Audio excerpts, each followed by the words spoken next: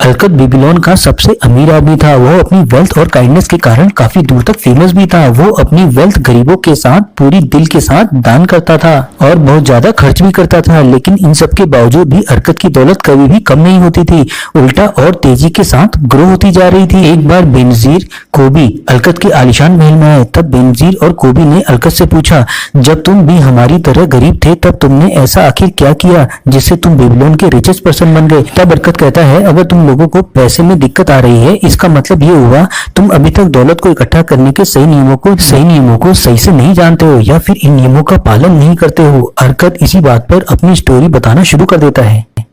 चलिए दोस्तों, अब बढ़ते हैं अलकत की अमीर बनने की स्टोरी में। मैंने अपनी शुरुआत बर्तन के काम से की और मैं काफी डिटरमिन्ड भी था अपने काम में, लेकिन महीनों मेहनत करने के बाद भी अपनी कोई दौलत इकट्ठा नहीं कर पाया।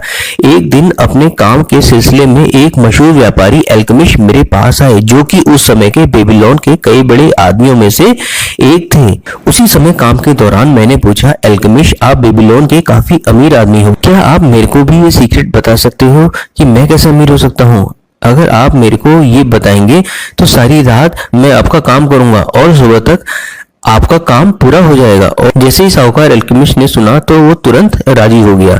फिर क्या था, मैंने सारी रात जगकर उनका काम अच्छे से पूरा कर दिया और उन्होंने भी सुबह अपना वादा पूरा किया। फिर अल्केमिस्ट ने अलकत को दौलत कमाने का पहला सिद्धांत बताया, जो कि इस प्रकार है। पहला सबक, अल्केमिस्ट ने कहा, तुम जितना कमाते हो उसका 10% अपने पास ही रखोगे। मैंने पूछा, लेकिन मैं जितना कमाता हूँ उससे मैं पूरा का पूरा अपने पास ही रखता हूँ। तभी अल्केमिस्ट कहते हैं, ऐसा बिल्कुल भी नहीं है। क्यों? तुम बेबीलोन में रहकर खाने के पैसे नहीं देते? क्या तुम कपड़े खरीदने के बाद उसके पैसे नहीं देते? क्या तुम बेबीलोन में बिना पैसे खर्च किए जिंदा रह सकते हो? तुम्हारी पिछले महीने या पिछले साल की कमाई कहाँ है? तुम बाकी सबको तो पैसे देते हो, लेकिन अपने आप को नहीं। तुम अपने को छोड़कर बाकी सबके लिए मेहनत करते हो और उनके लिए कमाते हो।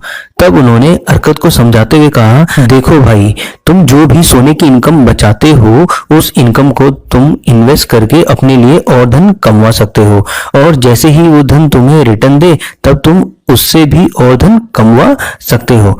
तुम्हें इस बात की चिंता बिल्कुल भी नहीं करनी है कि तुम कितना धन इन्वेस्ट कर रहे हो। तुम्हें इस बात की चिंता नहीं करनी है कि उससे कितना रिटर्न आ रहा है, कम या ज्यादा। तुम्हें बिना चिंता करे सिर्फ अपनी इनकम का 10% ही इन्वेस्ट करना होगा। अब आता है इस कहानी की समरी में। इस कहानी का पहला सबक तो यह है, अगर तुम सही में दौलतमंद बनना चाहते हो तब तुम्हें अपनी सेविंग को इन्वेस्ट करना चाहिए, ताकि तुम्हारी सेविंग और इसके रिटर्न तुम्हारे लिए धन कमाए और तुम्हें तुम्हारी मनचाही दौलत दे सके, चाहे तुम्हारी इनकम कितनी ही कम क्यों ना हो। तुम्हें अपनी इनकम का 10% से कम नहीं बचाना है। जैसे ही तुम्हें पैसे मिल जाए तुम 10% इन्वेस्टिंग के लिए अलग कर दो। उसके बाद तुम बचे हुए पैसों से अपना खर्च चलाओ।